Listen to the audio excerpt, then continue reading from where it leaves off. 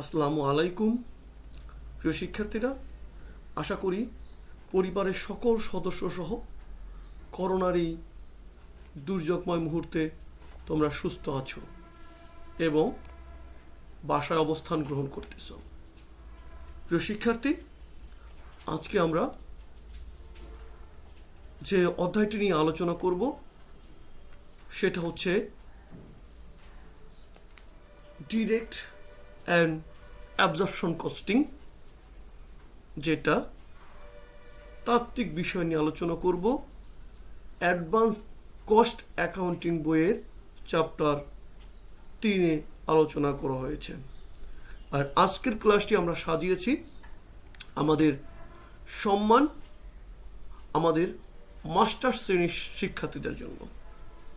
প্রিয় শিক্ষার্থী, মাস্টার্স শ্রেণীর শিক্ষার্থীদের আমরা চেষ্টা করেছি এখানে তাদের বইয়ে যেভাবে অধ্যায়টা আলোচনা হয়েছে, কারণ এই অধ্যায়ে তাদের সুযোগ রয়েছে বাংলায় প্রশ্নের উত্তর করার, তাই আমরা থিওরিগুলো বাংলায় দেখানোর চেষ্টা করেছি। প্রিয় শিক্ষার্থী, আশা করি মাস্টার্সের শিক্ষার্থীরাও করোনার এই দুর্যোগময় মুহূর্তে বাসায় অলস সময় পার না করে ক্যান্টনমেন্ট কলেজ যশোর কর্তৃক আয়োজিত হিসাব বিজ্ঞান বিভাগের সিসিজে অ্যাকাউন্টিং স্কুলের সাথে তোমরা যুক্ত আছো এবং আমাদের ক্লাসগুলো নিয়মিত অনুশীলন করছো। প্রিয় শিক্ষার্থী, আমরা অনার্স ফার্স্ট ইয়ার থেকে মাস্টার্স পর্যন্ত প্রত্যেক ইয়ারেরই ক্লাস দেওয়ার চেষ্টা করছি। আমাদের এই ক্লাসগুলো তখনই সার্থক হবে যদি তোমরা নিয়মিত আমাদের ক্লাসগুলো দেখো এবং বাসায় বসে নিয়মিত প্র্যাকটিস করো। সো প্রিয় শিক্ষার্থী, চলো আমরা শুরু করি।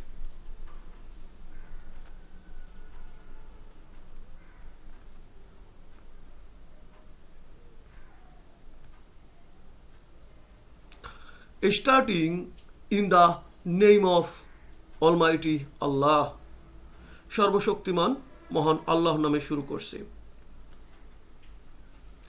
প্রিয় শিক্ষার্থী, আমরা যেটা আলোচনা করছি, সাধারণভাবে উৎপাদন ব্যয় নিম্নোক্ত দুটি পদ্ধতিতে নিরূপণ করা হয়। আমাদের অধ্যায়টি ছিল ডিরেক্ট অ্যান্ড অ্যাবজর্পশন কস্টিং। সেই উৎপাদন ব্যয় নির্ধারণের জন্য যে দুটা পদ্ধতি অনুসরণ হয়, সেই পদ্ধতিটা হচ্ছে নাম্বার 1 প্রত্যক্ষ ব্যয় হিসাব পদ্ধতি, যেটাকে আমরা বলতে পারি variable, direct or marginal costing method. নামগুলো প্রিয় শিক্ষার্থী তোমাদের মাথায় রাখতে হবে যে variable, direct or marginal costing method. Number 2 হচ্ছে পূর্ণ অন্তর্ভুক্ত বা পরিশোষণ ব্যয় হিসাব পদ্ধতি, যেটাকে আমরা বলতে পারি absorption or full costing method. কৃষিক্ষেত্রে এই যে দুইটা পদ্ধতিতে আমরা নিট আয় নির্ধারণ করব, উৎপাদন ব্যয় নির্ণয় করব, এটা মূলত যে বিষয়টার উপরে ভিত্তি করে হয় সেটা হচ্ছে যে উপরের এই দুই পদ্ধতির মধ্যে পার্থক্য হয় মূলত স্থায়ী উৎপাদন আর কারখানা ব্যয় ব্যবহারের ভিত্তিতে। তার মানে একটা পদ্ধতিতে আমাকে স্থায়ী উৎপাদন ব্যয় বা কারখানা ব্যয় ব্যবহার করতে হচ্ছে, আর একটা পদ্ধতিতে আমি সেই স্থায়ী উৎপাদন বা কারখানা ব্যয় ব্যবহার না করে অঙ্ক করতেছি। সেটা আমরা সামনে দেখার চেষ্টা করব। প্রিয় শিক্ষার্থী, প্রথমে আসি প্রত্যক্ষ ব্যয় হিসাব পদ্ধতি, direct variable or marginal costing method. যে পদ্ধতিতে কেবল পরিবর্তনশীল উৎপাদন ব্যয়ের ভিত্তিতে দ্রব্য ব্যয় নিরূপণ ও মজুত পণ্যের মূল্যায়ন করা হয়ে থাকে তাকে প্রত্যক্ষ ব্যয় হিসাব পদ্ধতি বলে। Variable costing is a costing method that includes only variable manufacturing cost, direct material, direct labor, and variable manufacturing overhead in the cost of a unit of a product. যে সংজ্ঞাটা দিয়েছে গ্যারিসন অ্যান্ড নরেল। প্রত্যক্ষ ব্যয় হিসাব পদ্ধতিতে উৎপাদন ব্যয়ের উপাদান সমূহ নিম্নরূপ। আমরা যে প্রত্যক্ষ ব্যয়ের সংজ্ঞাটা দেখেছি, সেই ক্ষেত্রে উৎপাদন ব্যয়ের ক্ষেত্রে নির্ণয়ের ক্ষেত্রে কি উপাদানগুলো আমাদের জড়িত রয়েছে একটু দেখার চেষ্টা করি। Number A, direct material cost. Number B, direct labor cost. Number C, other direct expenses. And last D, variable factory overhead. Dear student, আমরা এখানে দেখতে পাচ্ছি সবগুলো উপাদানই কিন্তু variable. Direct material, direct labour দুইটাই কিন্তু ভেরিয়েবল, তারপরে এগুলো তো ডিরেক্ট বা ভেরিয়েবল বলেই দিয়েছি। প্রত্যক্ষ ব্যয় হিসাব পদ্ধতিতে নিট আয় নির্ণয়ের জন্য 3টি ধাপ অনুসরণ করা হয়। ধাপগুলো হচ্ছে ধাপ 1, step 1, sales revenue less variable cost of goods sold equal আমরা পেয়ে যাচ্ছি gross contribution margin. Step 2, gross contribution margin less variable selling and distribution and office and administrative expense equal আমরা পেয়ে যাচ্ছি কন্ট্রিবিউশন মার্জিন। ডিয়ার স্টুডেন্ট, এখানে মাথায় রাখতে হবে যে ভেরিয়েবল সেলিং অ্যান্ড অ্যাডমিনিস্ট্রেটিভ খরচ যদি আমার থাকে সেই ক্ষেত্রে সেটা আমরা বাদ দিলে গ্রোস কন্ট্রিবিউশন মার্জিন থেকে বাদ দিলে আমি পেয়ে যাচ্ছি কন্ট্রিবিউশন মার্জিন। যদি variable selling and administrative expense না থাকে সরাসরি আমি পেয়ে যাব contribution margin. Step 3, contribution margin less all fixed cost equal আমরা পেয়ে যাচ্ছি নেট ইনকাম। এই অল ফিক্সড কস্টের মধ্যে আমার যেটা থাকতে পারে fixed manufacturing cost, fixed selling and administrative expense. পরিশোষণ অন্তর্ভুক্তি বা পূর্ণ ব্যয় হিসাব পদ্ধতি, absorption or full costing method বলতে আমরা কি বুঝি? যে পদ্ধতিতে উৎপাদন ব্যয় সংক্রান্ত স্থায়ী ও পরিবর্তনশীল উভয় ধরনের ব্যয়ের ভিত্তিতে উৎপাদন ব্যয় নিরূপণ ও মজুত মূল্যায়ন করা হয় তাকে পরিশোষণ অন্তর্ভুক্তি বা পূর্ণ ব্যয় হিসাব পদ্ধতি বলে। একটা সংজ্ঞা নেওয়ার চেষ্টা করেছি।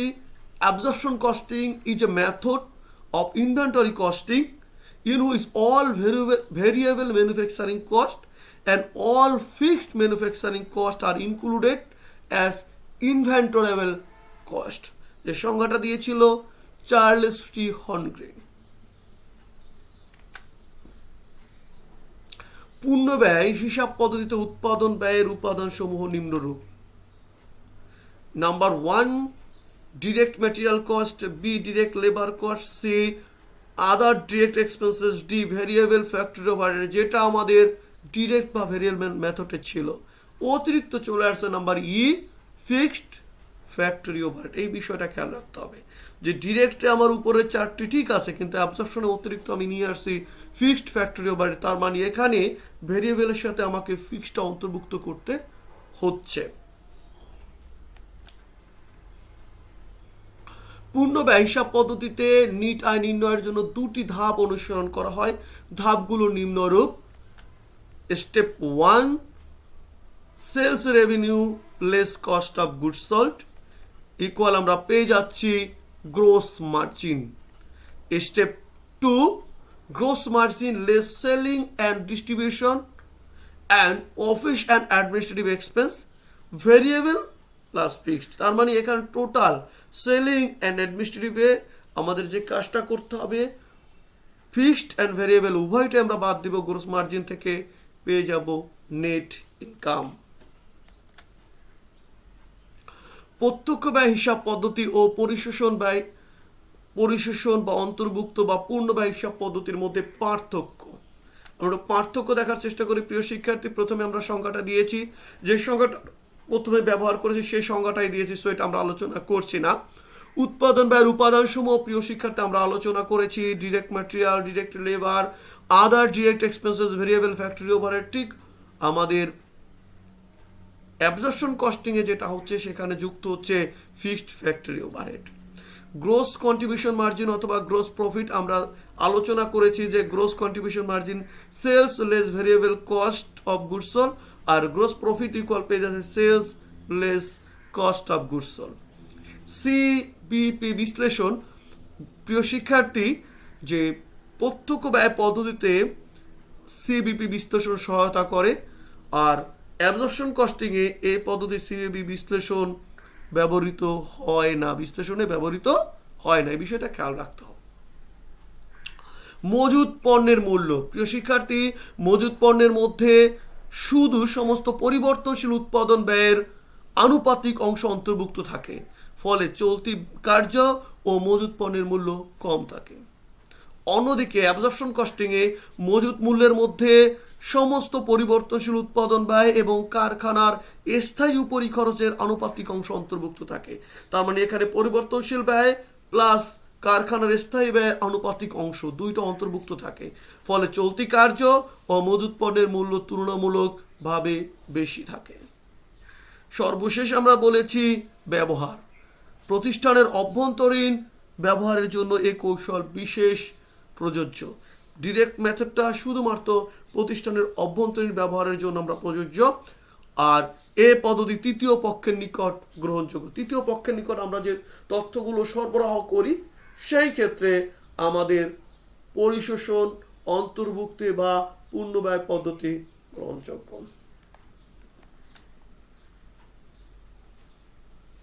কালীন ব্যয়, পিরিয়ড কস্ট। যে সমস্ত ব্যয় প্রত্যক্ষভাবে উৎপাদনের সাথে সংশ্লিষ্ট থাকে না এবং একটি নির্দিষ্ট সময়ের মধ্যে, সাধারণত একটি হিসাব বছরের মধ্যে সম্পূর্ণরূপে নিঃশেষিত ব্যয়, যেটাকে বলি ফুললি এক্সপার্ট কস্ট হিসাবভুক্ত করা হয়, সেই সমস্ত ব্যয়কে কালীন ব্যয় বা পিরিয়ড কস্ট বলা হয়। অপরদিকে দ্রব্য ব্যয় বা প্রোডাক্ট কস্ট বলতে আমরা কি বুঝি? যে সমস্ত ব্যয় উৎপাদিত দ্রব্যের উৎপাদন ব্যয়ের মধ্যে অন্তর্ভুক্ত হয় এবং দ্রব্যগুলো বিক্রয় না হওয়া পর্যন্ত সম্পত্তি হিসাবে গণ্য করা হয়, তাদেরকে দ্রব্য ব্যয় বলা হয়। আর দ্রব্য ব্যয়কে মজুদ ব্যয় বা ইনভেন্টরি কস্ট বলা যায়। Relationship of production to sales.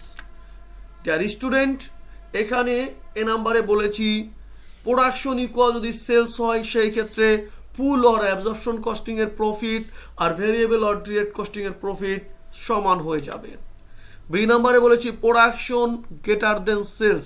যদি বিক্রয়ের থেকে প্রোডাকশন বেশি হয় সেক্ষেত্রে full or absorption costing profit greater than variable or direct costing income, যে আমাদের পূর্ণ ব্যয়ের প্রফিট বেশি হবে প্রত্যক্ষ ব্যয় পদ্ধতির থেকে।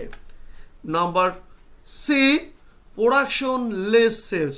যদি বিক্রয়ের থেকে প্রোডাকশন বেশি হয় সেই ক্ষেত্রে full or absorption costing profit less than variable or direct costing income.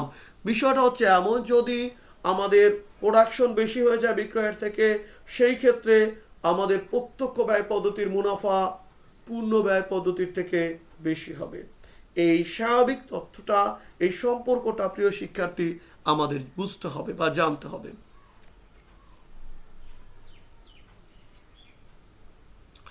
Special কিছু নোটস আমরা দিয়েছি। Number 1, variance. Standard cost and actual cost এর পার্থক্য হলো ভেরিয়েন্স। স্ট্যান্ডার্ড কস্ট অপেক্ষা অ্যাকচুয়াল কস্ট কম হলে ফেভারেবল ভেরিয়েন্স, অপরপক্ষে স্ট্যান্ডার্ড কস্ট অপেক্ষা অ্যাকচুয়াল কস্ট বেশি হলে আনফেভারেবল ভেরিয়েন্স। ভেরিয়েন্স সমূহকে প্রোডাক্ট চার্জ হিসাবে গণ্য করা হলে কস্ট অফ প্রোডাকশনের সহিত সমন্বয় করতে হবে। এক্ষেত্রে আনফেভারেবল ভেরিয়েন্স যোগ এবং ফেভারেবল ভেরিয়েন্স বিয়োগ করতে হবে। নাম্বার 3, ভেরিয়েন্স সমূহকে পিরিয়ড কস্ট হিসাবে গণ্য করা হলে কস্ট অফ গুডস সোল্ড এর সহিত সমন্বয় করতে হবে। এক্ষেত্রে আনফেভারেবল ভেরিয়েন্স যোগ করা হয় এবং ফেভারেবল ভেরিয়েন্স বিয়োগ করা হয়। প্রিয় শিক্ষার্থী, product charge or product period cost যে হিসেবে আমি গণনা করি না কেন, আমি আনফেভারেবল ভেরিয়েন্সটা যোগ করব, ফেভারেবল ভেরিয়েন্সটা বিয়োগ করব, এই বিষয়টা আমাদের মাথায় থাকতে হবে। নাম্বার 4, প্রোডাকশন ইন ইউনিটস যদি বের করতে চাই সেই ক্ষেত্রে sold units plus ending inventory in units less beginning inventory in units. Number 5, beginning inventory in units যদি বের করতে চাই সেই ক্ষেত্রে production in units plus ending inventory units less sold unit. Number 6, ending inventory in units equal হচ্ছে production in units plus beginning inventory in units less sold units. Number 7, sales unit equal production in units plus beginning inventory in units less ending inventory in units. Number 8 sales revenue equal আমরা পেয়ে যাই unit sold into selling price per unit.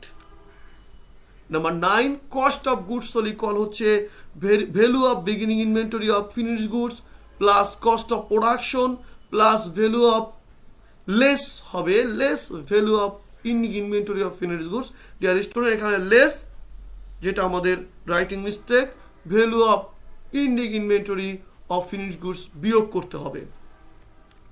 সর্বশেষ র material used or consumed, beginning inventory of র material at purchase of র material less ending inventory of র material. Student, এই নোটসগুলো আমরা একটু জানবো, কারণ আমার ওয়ার্কিং যখন করতে হয় সেই ক্ষেত্রে এই তথ্যগুলো আমার প্রয়োজন হয়।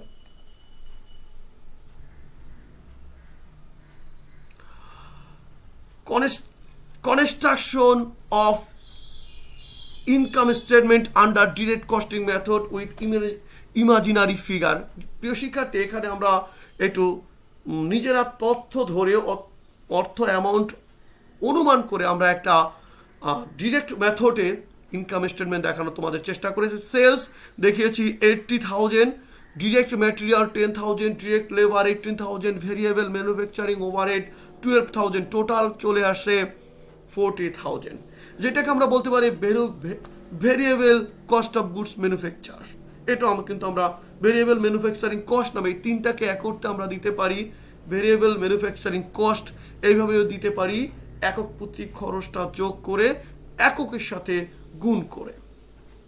প্রিয় শিক্ষার্থী, variable cost of goods manufacture আমরা পেয়ে গেলাম এই তিনটি উপাদান যোগ করে। এর সাথে অ্যাড করেছি beginning finished goods inventory 6,000, total 46,000, less করেছি এন্ডিং ফিনিশড গুডস ইনভেন্টরি 4,000, আসে 42,000, অ্যাড করেছি আনফেভারেবল ভেরিয়েন্স, এখানে বলেছি ইফ এনি যদি থাকে। ডিয়ার স্টুডেন্ট, অবশ্যই এখানে ভেরিয়েবলটা আমাদের দেখাতে হবে। সো মানে দিয়ে দিয়েছি ভেরিয়েবল, যদি ভেরিয়েবল হয়েছে 1,000 সেটা আমরা যোগ করেছি, আর লেস দেখানোর চেষ্টা করেছি ফেভারেবল ভেরিয়েন্স ইফ এনি, ব্র্যাকেটে বলেছি ভেরিয়েবল, যদি ফেভারেবল ভেরিয়েন্স থাকে আমরা বাদ দিব, কিন্তু সেটাও ভেরিয়েবল হতে হবে, আমাদের এখানে নেই। সো আমরা টোটাল রেজাল্ট পাচ্ছি 43,000, লেস করলে পেয়ে যাচ্ছি 37,000, যেটার নাম দিয়েছি গ্রোস কন্ট্রিবিউশন মার্জিন। সেখান থেকে লেস করেছি variable marketing and administrative expense দেওয়া আছে 10,000, পেয়ে যাচ্ছি contribution margin 27,000, less fixed overhead or expenses, যার মধ্যে রয়েছে আমাদের manufacturing overhead and marketing and administrative overhead. Manufacturing রয়েছে 50,000, marketing and administrative 5,000, so total 20,000, less করলে আমরা পেয়ে যাচ্ছি 7,000, যেটা হচ্ছে operating income or net income. Dear student, আমরা দেখানোর চেষ্টা করেছি construction of income statement under absorption costing method with imaginary figure. এখানেও আমি তথ্যটা অনুমান করে নিয়েছি যাতে তোমরা বুঝতে পারো, কারণ আমরা টোটাল ইনকাম স্টেটমেন্টের ধাপ, দুইটা ইনকাম স্টেটমেন্ট এবং রিকনসিলিয়েশন স্টেটমেন্ট আমরা দেখাবো এবং এর সমস্ত উপাদানগুলোর জিনিসটা দেখানোর চেষ্টা করব। ডিয়ার স্টুডেন্ট, এখানে সেলস রেভিনিউ 80,000 যেটা ওখানে ছিল, cost of goods manufacture fixed plus variable manufacture overhead আমরা যোগ করে পেয়ে যাচ্ছি 58,000, less beginning finished goods at beginning finished goods inventory 12,000, total 70,000, less ending finished goods inventory 8,000, পেয়ে যাচ্ছি 62,000। ডিয়ার স্টুডেন্ট, এর আগে যে উপাদানটা cost of goods available for sale, এবার আমরা পেয়েছি cost of goods sold at standard. এর থেকে আমরা অ্যাড করেছি ভেরিয়েবল আনফেভারেবল ভেরিয়েন্স 1,000, যেটা আমাদের ডিরেক্ট মেথডেও ছিল, সো এখানেও চলে আসবে। লেস করেছি ফিক্সড ফেভারেবল ভেরিয়েন্স, যেটা আমাদের 3,000 টাকা, লেস করে আমরা যে টাকাটা পেয়েছি 60,000, যার নাম হচ্ছে cost of goods sold at actual. আমরা পেয়ে যাচ্ছি gross margin 20,000, less marketing and administrative expenses variable and fixed, যেটা আমরা ডিরেক্ট মেথডে দেখেছিলাম 10,000 and 5,000, টোটাল মিলে কিন্তু 15,000। সো আমাদের অপারেটিং ইনকাম আর নেট ইনকাম হয়ে যাচ্ছে 5,000। ডিয়ার স্টুডেন্ট, আমরা রিকনসিলিয়েশন স্টেটমেন্টটা দেখার চেষ্টা করি।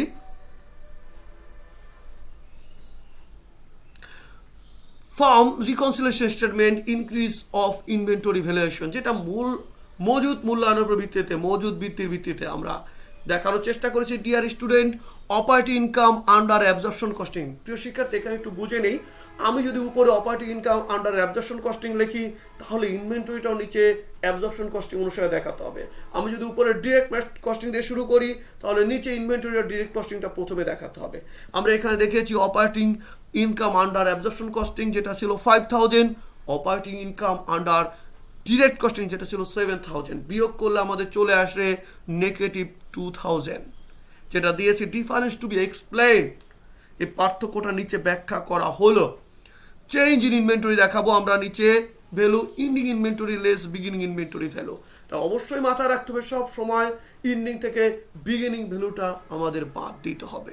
সো ইন যেহেতু প্রথমে আমরা অ্যাবজর্পশন কস্টিং এর প্রফিট নিয়েছি, so in absorption costing 8000 less 12,000 negative 4,000, in direct costing 4,000 less 8,000 negative 2,000। যদি আমরা মাইনাস করি, নিচে 2000 মাইনাসে মাইনাসে প্লাস হয়ে যাচ্ছে, সো নেগেটিভ থাকতেছে 2000, যেটা আমরা বলেছি ডিফারেন্স এক্সপ্লেন। প্রিয় শিক্ষার্থী, আমরা দুইটাকেই আনুমানিক ভ্যালু নিয়ে দুইটা ইনকাম স্টেটমেন্ট করেছি, তার ভিত্তিতে রিকনসিলিয়েশন স্টেটমেন্ট করেছি, যেটা আমাদের মিলে গিয়েছে। যাতে বুঝতে হবে আমাদের অঙ্কটা যে পিছনে যে ইমাজিনারি ভ্যালুগুলো নিয়েছি বা যেভাবে বসিয়েছি সেটা সঠিক ছিল, আর সেই কারণে রিকনসিলিয়েশন স্টেটমেন্টটা মিলে গিয়েছে। তো শিক্ষার্থী, আমাদের বুঝতে হবে আমি ভেরিয়েবলটা কোথায় নিয়েছি। ঠিক আমি যদি আবার অ্যাবজর্পশনে আসি, সেই ভেরিয়েবল প্লাস ফিক্সটা যোগ করে আমাকে দেখাতে হচ্ছে। এই কৌশলগুলো আমাদের আয়ত্তে করতে হবে। আশা করি তোমরা আজকের আমাদের এই আলোচনাটা বুঝতে পেরেছো। কোথাও বুঝতে সমস্যা হলে তোমরা সরাসরি আমার সাথে ফোনে কথা বলে, অথবা আমাদের এই ইউটিউব চ্যানেল অথবা আমাদের মেসেঞ্জারে তোমরা মন্তব্য করো। ফেসবুক ক্লাসে আমাদের তোমরা মন্তব্য করলে আমি চেষ্টা করব তোমাদের প্রশ্নের উত্তর দেওয়ার। প্রিয় শিক্ষার্থী, আমরা আশা করব তোমাদের জন্য যে কষ্ট করে আমরা যে স্লাইডগুলো তৈরি করেছি, যে ক্লাসটা নিয়ে আসছি, তোমরা বাসায় দেখবা এবং নিজেরা বাসায় প্র্যাকটিস করবা। না বুঝলে আমাদের সাথে তোমাদের মন্তব্য শেয়ার করবা।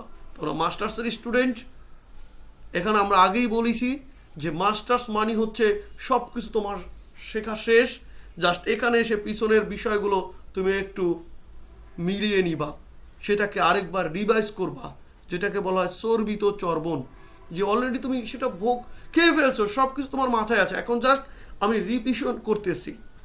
সেই রিভিশনটা তোমাকে ফুললি একদম ক্লিয়ার কনসেপ্ট নিয়ে শেষ করতে হবে। এই জন্যই আমরা মাস্টার্সে শেখানো জিনিসগুলোই কিন্তু আবার রিপিট করা হয়েছে। আমরা সেই বিষয়গুলোই আরও বিস্তারিতভাবে তোমাদের সামনে নিয়ে আসার চেষ্টা করছি। তো প্রিয় শিক্ষার্থী, থ্যাঙ্কস টু অল। সবাই ভালো থাকো, সুস্থ থাকো, বাড়িতে অবস্থান গ্রহণ করো। বিনা প্রয়োজনে ঘরের বাইরে আমরা যাব না, যদি যেতেই হয় অবশ্যই মাস্ক ব্যবহার করব। সবাই সবার জন্য দোয়া করব। ভালো থাকি, সুস্থ থাকি। আল্লাহ হাফেজ। আসসালামু আলাইকুম ওয়া রাহমাতুল্লাহি ওয়া বারাকাতুহু।